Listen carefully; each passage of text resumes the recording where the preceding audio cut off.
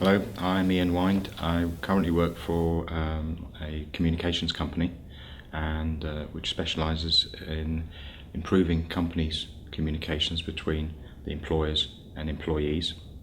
They do this via an app, and the app content is mainly video. So the app is content hungry, and so we provide lots of video for the app. So my main job here is as a production manager for the video content for the app. Okay, thank you. So what would be the most important factor in your opinion to kickstart our career in the industry? I think having a degree, having the academic and the practical training is really useful. Getting a degree from a good university and being taught by practitioners within your course is really useful. Having a full portfolio of work, which isn't really just comprising of work that you've done as part of your degree, but comprises mainly, if possible, of corporate and commercial work that you've undertaken. In fact, I would go as far as say you probably need two portfolios. One is a portfolio for your degree, so you can get the highest possible grade for your degree, and the second portfolio is what you go out with to industry, which shows industry what you can do, who you've worked for, what you've produced, and what experience you have commercially.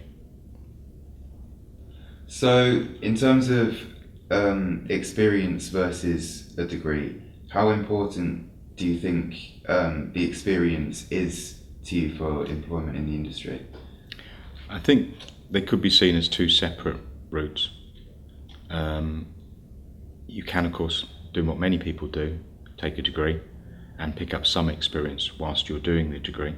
And a good degree should allow you to do that through work placements, through simulated work environments, through commercial work, commissioned work, residential work, all those sort of things, visiting lecturers, visiting people from industry who come in and talk to you about industry.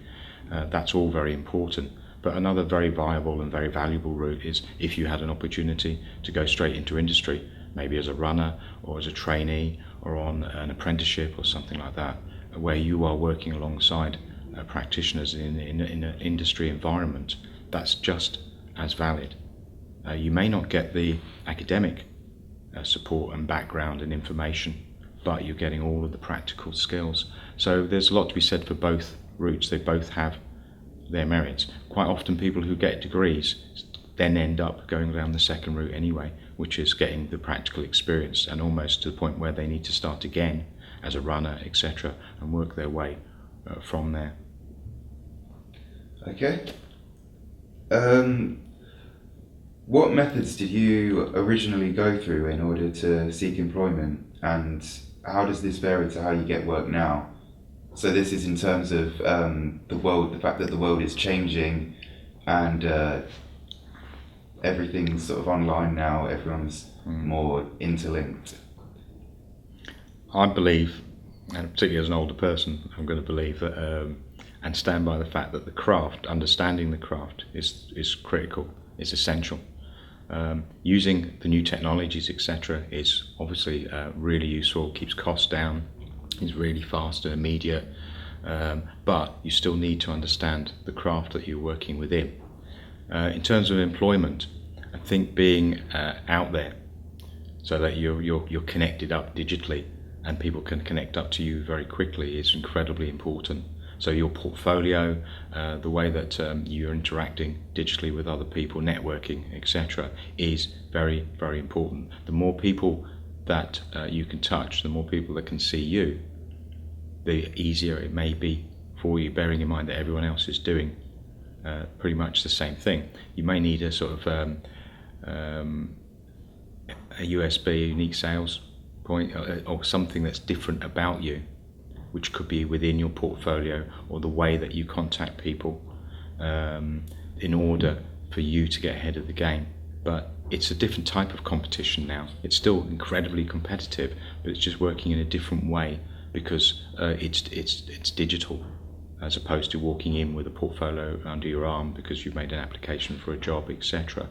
I think you can be a lot more imaginative about how you approach companies, how you look for work, a lot more inventive, and You can use the technologies, use the websites, use everything that's out there as a tool to further your career, and to some extent the smarter you are with that will say a lot about you as an individual anyway. Okay, one last one. How do you think your skill set's developed since you started working in this area of the industry? I've had to embrace the technology more and had to learn. It's been quite a steep learning curve for me in terms of what technology is available to me. My time management skills have had to be improved. From where I was before, which was actually within teaching, it is a whole different ball game.